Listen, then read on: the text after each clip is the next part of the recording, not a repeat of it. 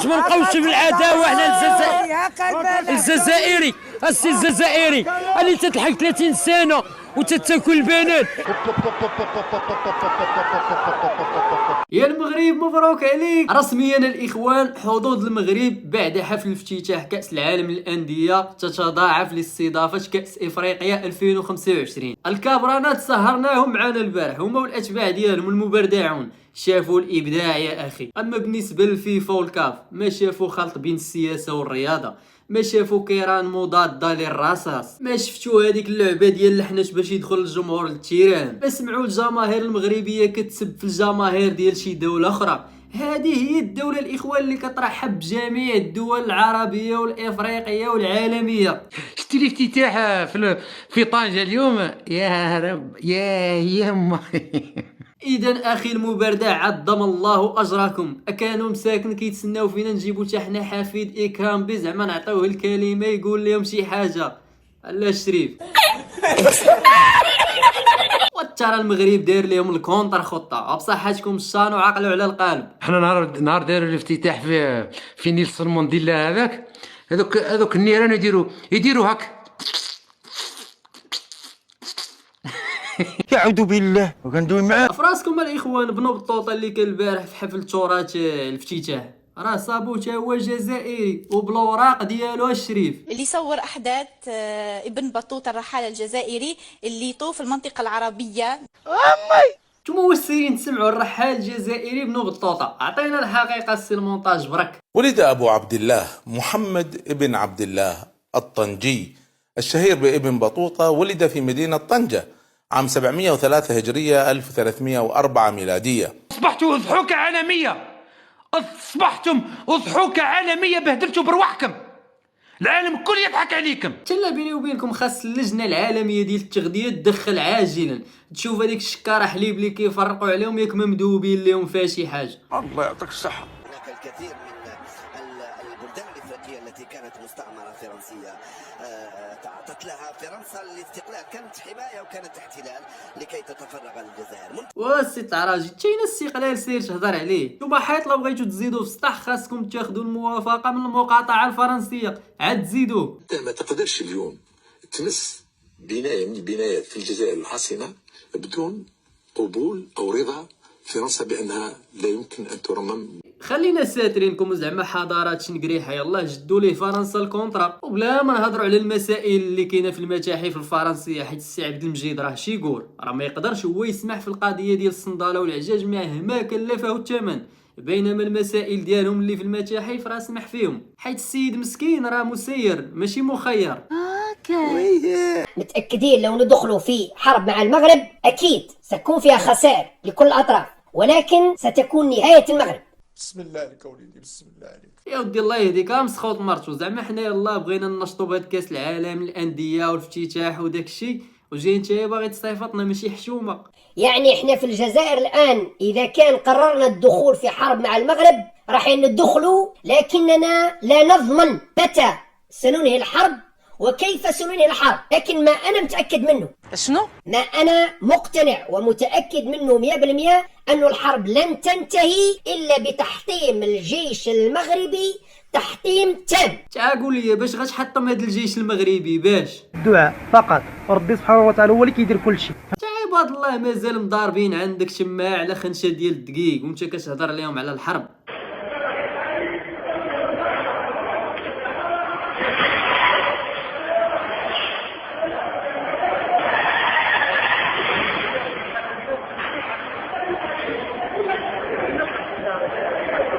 خير هاي الله ينام صح.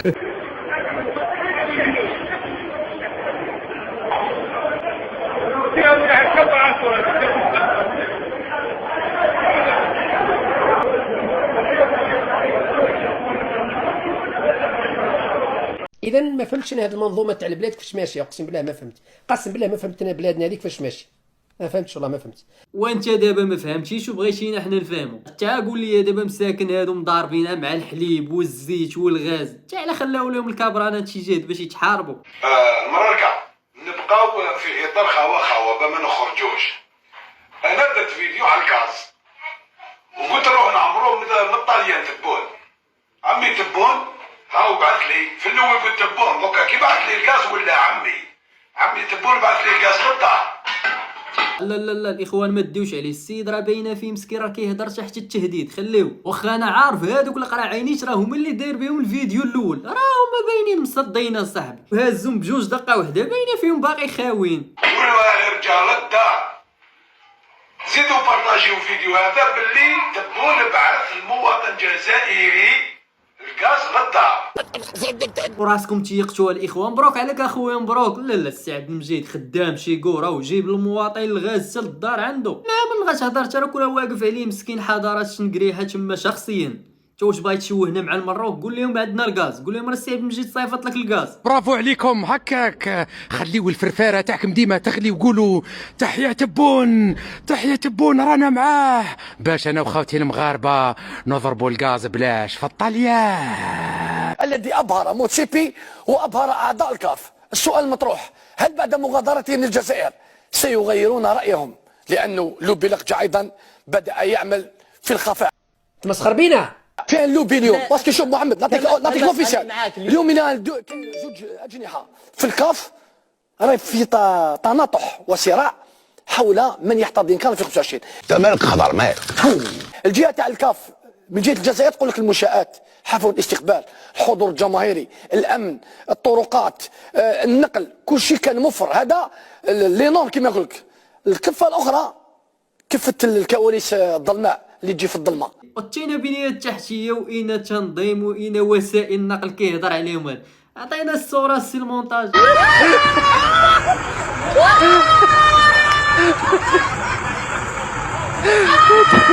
الله يفك حيلك على خير اخويا، يكون على خير ان شاء الله بربي. الحريه نوض الحمره نوض نتوما قولوا لي هاد المانط واش جايبينهم من دار السي عبد المجيد ولا كيفاش؟ مهلي ليا في الدراري مانطا المؤمن تبارك الله عليكم. واخي المبردع تا وصابوك حتى الاحتفال ديال اللاعبين المغاربه في قطر درتوا ليه الكوبي كولي وجي كتهضر لينا على الكولاسه.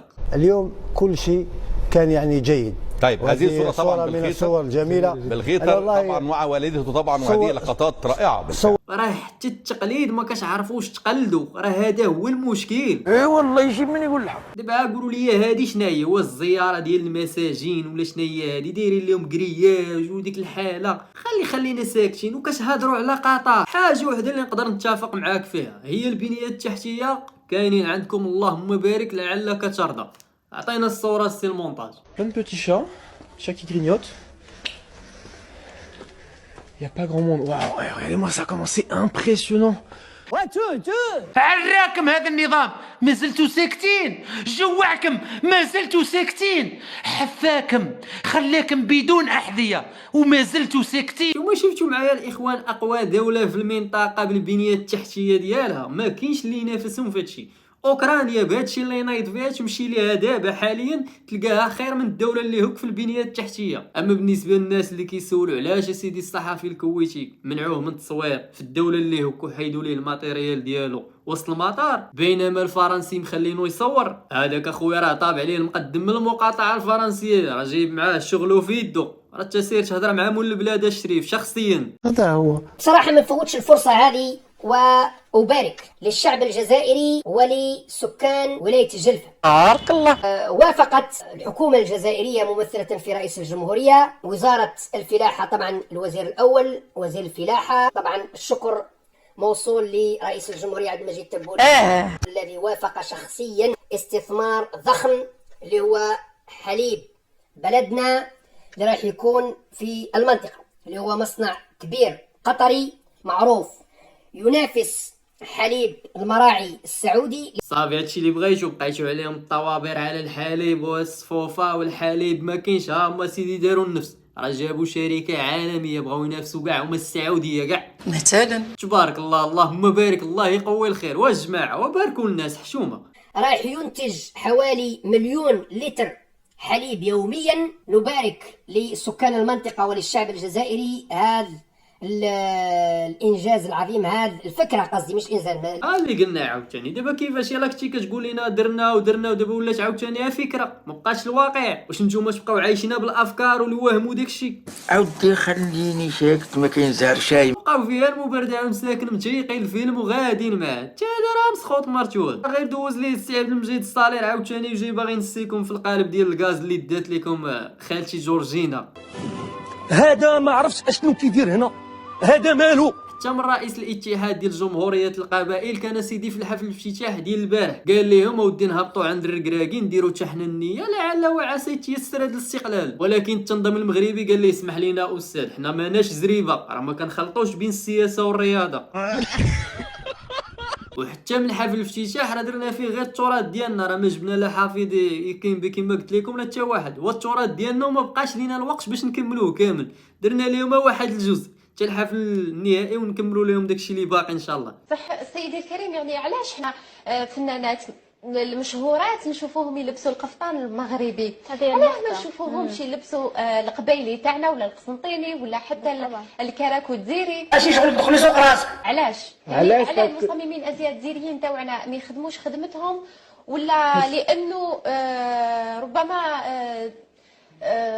القفطان المغربي غلب حنا راه ما قلنا والو عاوتاني. ياك سمعتوا الاعتراف الاخوان شخصيا السيده راه كتعترف بكامل قواها العقليه. الناس ديال الهك هما داك المثل اللي كيقول دير ما دار جارك ولا بدل باب دارك، هما هادو شخصيا. ودي راه حيرة والحاجه تراه الجميع اعترف بالقوه ديال المغرب. احنا ما كناش نتوقع انه المغرب تعمل افتتاح بالقوه دي. بصراحه كانوا مسيطرين وكان الافتتاح جميل جدا جدا جدا جدا، حاجه رائعه طالعه من طنجه بصراحه ما شاء الله. اهل المغرب النهارده اهل المغرب وقفوا وقفه رجاله مع الاهلي. عطينا السي المونتاج شي واحد ديالهم باش ما يقولوش لك حق الكولاسه، راك عارفهم عنهم مع المؤامره والنظريه ديال داكشي. انا اليوم عملت جوله هنا في المغرب، شفت الرباط، شفت طنجة، شفت وجدة، شفت الدار البيضاء، طرقات كيفاه دايرة، السياحة كيفاش، الدولة يعني هناك دولة، الناس مطمئنة اجتماعيا. تشيلسي الناس تتكلم في السياسة، لا يخاف زوار الليل يجوا يخطفوه ولا أي شيء، ناس حرية. الله أستاذ اسمح لي للإشارة، الدولة اللي باش نقولوا اللي كاين حتى هما راه عندهم الحرية وراه هما ديما كيدافعوا على فلسطين. انت تدافع على فلسطين؟ انت تدافع على فلسطين؟ جارك يموت يقتلوه تاع المخابرات ولا تستطيع ان تقول كلمه واحده. حبيت تدافع على فلسطين، كفاك كذب يا كلب باندي. شفنا مجاعه ولا شفنا طوابير ولا شفنا حتى شيء. علاش ما تكونش بلادنا كما هكذا؟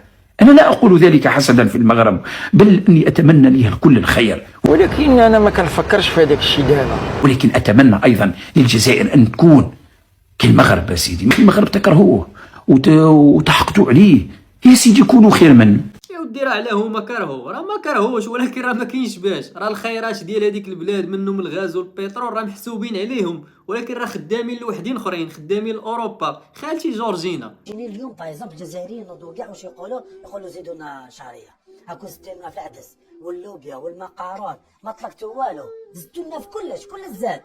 هيا دوكا زيدوا لنا في الشهريه حقنا. واش راح يصير النظام؟ يقدر يقابل؟ ما يقدرش يقابل. واش لازم يدير؟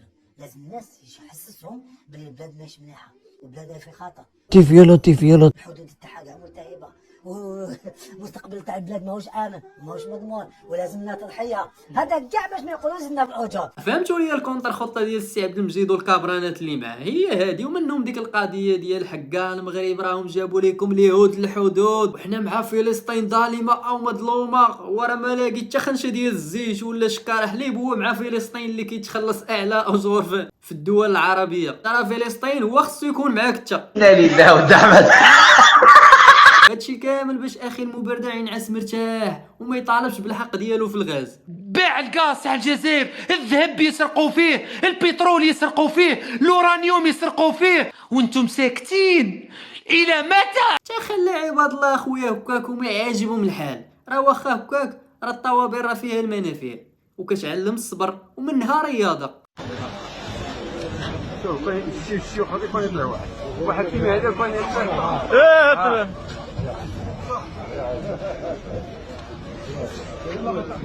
ياك ما عرض عليهم الاخوان السي عبد المجيد قال لهم عاوتاني العشاء فورا في الشيراطون ناضوا كيتسابقوا، ولا شكون عاوتاني الملفي شاطات ديال الشان ناضوا كيتسابقوا عليها. ماشي الطنجة لا طنزنيت. يلا تهلاو لنا في راسكم وما نساوش مليون ونصف مليون مبروك للجمهور الاهلي الفوز البارح. كيف العاده عفط لي على ديك لايك، وبالنسبه للناس اللي كيشوفونا اول مره دير معاك ابوني باش يوصلك الجديد. دوزو بخير.